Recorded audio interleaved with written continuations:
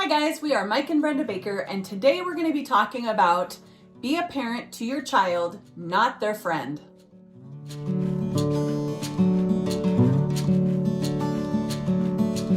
All right, so we're just going to start right in with it. And she looks at me. All right, look. You want to get along with your kids, I get it. Okay, and that goes for your adult kids, your younger kids, your little kids. And in the back of your mind, you think, well, I want to be their friend. No, you don't want to be their friend. You want to be their parent. Parents are trustable. Parents are dependable. Parents are friendly. Parents are trustworthy. Okay, they can bring important information to you. They can ask important questions. Those things are all attributes of a friend, but in this respect, the parent has the ability to teach, to guide, and to influence, okay? So too many times now, I see parents who want to be buddies. Oh, it's okay, I just want to be my kid's friend. No. Don't do it. And honestly, we've seen this even more in the blended family realm because you knew your kids, your spouse didn't, right? Don't do it. Putting your kids in the friend zone actually helps them to grow up too fast, but then they learn to, pit you against your spouse. And we've seen it time and time again. I have talked to so many people, especially recently, that this is happening to. And so please don't do that. Like Mike said, you can be friendly, you can do friend type things, but they cannot be one of your friends that you confide in. And that's the kind of friendship that we are talking about here. You've got some deep things that you need to talk about. Talk about those with your spouse. That would be the first person that I would suggest. Second, people, if you're a woman, talk to your woman friends.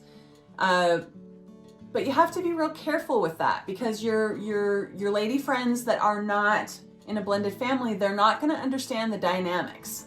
And so I would stick with your spouse if I was you. So, of course, we always write these things down. We've got 3 points we always want to hit. I'm going to take point number 3. I'm going to jump it right to the top. All right. Okay, so look, your kids are not individuals. Now, I know that's really going to blow a lot of minds there, but let me be perfectly blunt here, okay? We are in a very different time right now. Very different time. And am I going to say that I'm happy with it? No, because I've got my own concerns for my own kids, as you should have for yours, no matter which side you sit on. But with this entirely new, quite honestly, woke mentality, it pushes that your kids are their own individuals to the point where they want to take away your ability to make choices for your kids at very young ages, 8, 9, 10, and 11, to where they don't even have to tell you, okay? So this is problematic for you, but let me tell you, your child is not an individual. Not. Now, a lot of you, I can already feel the eye rolls and the arm waves, okay? Oh my God, Mike, how can you say that? Listen to me, it's easy. Your kid's not an individual. Why do I say that? Your kids know what you tell them to know. And more importantly, they know what the world is telling them to know right now as well. Okay? They don't need friends in the house. They need guidance. They need strength. Okay? They need a rock. You, the parent. Right. And the mother and the father in the household, they play very important roles. Whether you are the biological parent or not, you are the acting father or mother in that house. And we have a whole video on that, so go back to that if you're disagreeing or you're not understanding what we're talking about.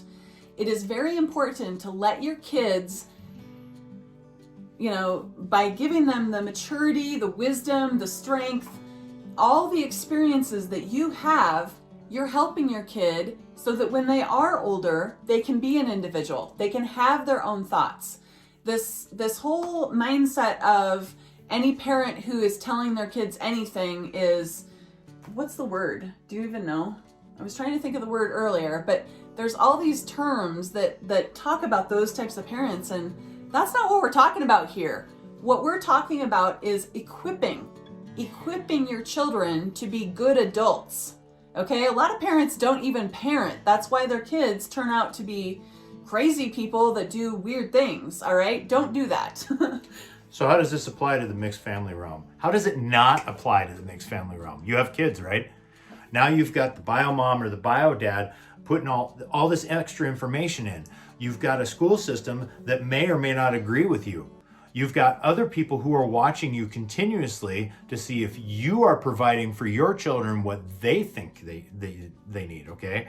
So you've got all these angles coming at you, and for a lot of parents, and a lot of blended parents especially, you feel super intimidated by that extra pressure, all right? But listen to me. When I say that your kids are not individuals, what I am saying is that you're teaching them how to be productive individuals. Such a great point. I always made the joke with my sons. When they would say something, I would have to remind them, hey, you know why you know that? And they would look at me and go, no, why? Because I told you to know that. Yeah. Okay? When your kids first leave the house, they know what you told them to know, or they know what others have told them to know. So what are you putting in that brain of theirs? How are you guiding them? What influence are you trying to have positively, whether you think they're listening or not? Because at the end of the day, your kids have friends already. They don't need you as a friend. That group, it's full.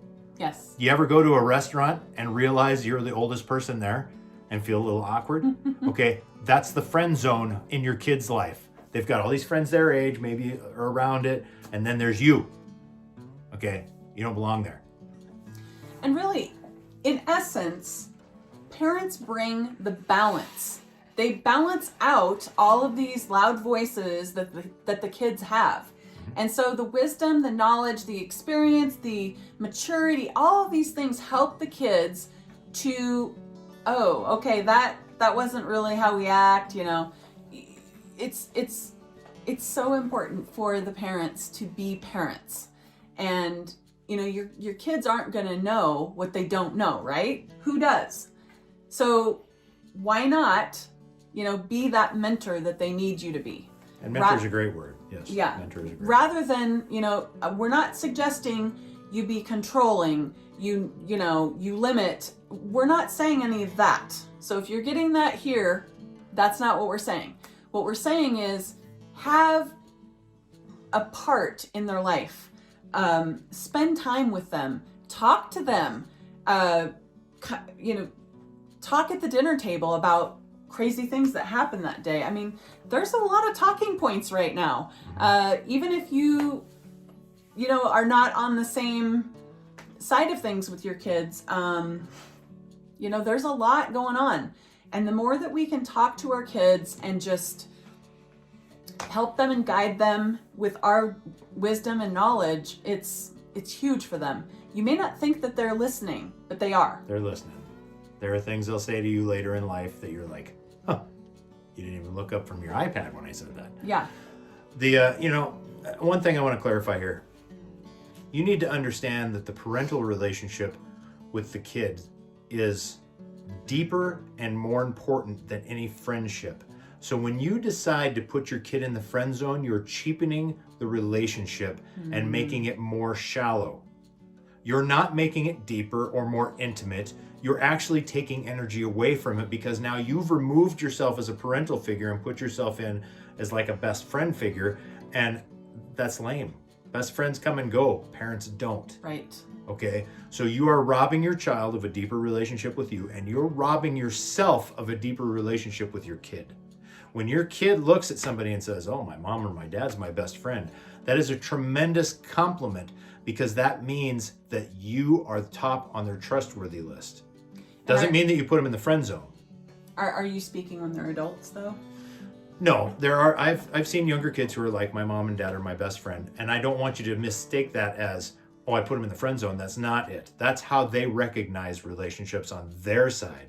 What we're saying is don't put your kid in the friend zone and try and be their buddy, because like she said, that time comes when you can be friends. And when is that?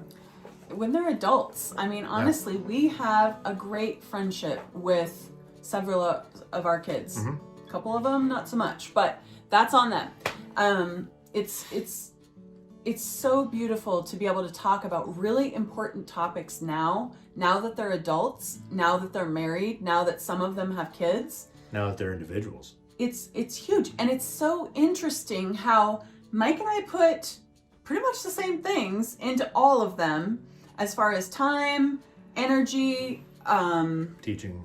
yeah. And it's interesting how with their personality differences, it's coming out so different and not bad in any way.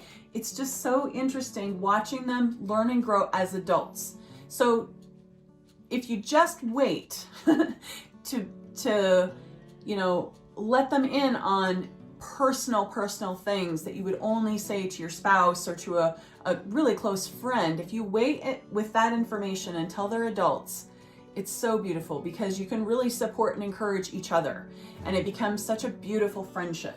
And the parental relationship remains intact, but it changes. Yeah. Instead of being the disciplinary figure, you then become the figure of wisdom, and if you've done it right, trust and friendship. They know they can come to you.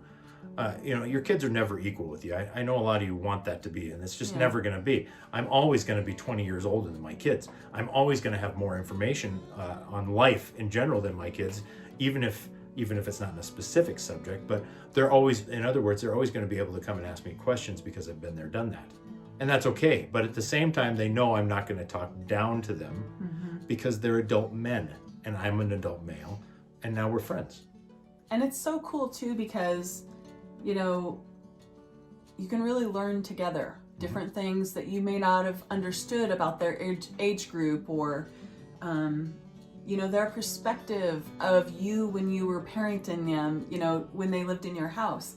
It's just so interesting, and it's a great time to bond as adults. So wait for that. Yeah. Just like hopefully you didn't rush into marriage the second time. You can't rush these things. You have to wait, be patient, and do the job at the moment. So right now, when you have little kids, your job at the moment is to teach them to listen and teach them to listen right away. Things like that. Then as they get to be older, you teach them that they can come to you. It doesn't matter what they're struggling with, they can always come to you. Yeah. And then as adults, you've taught them that they can trust you with their heart. Absolutely. So that's all for today. We hope that you got something out of this. And if you did, please put it below. If you've got any comments, questions, or whatever, please, leave those below. Hit that subscribe button. We've got more great content coming up now that we've had some rest and have gotten moved. And we're just really excited to be here with you. So thanks again for sticking with us. And thank you so much for just being there. All right, we'll talk to you again soon. Bye.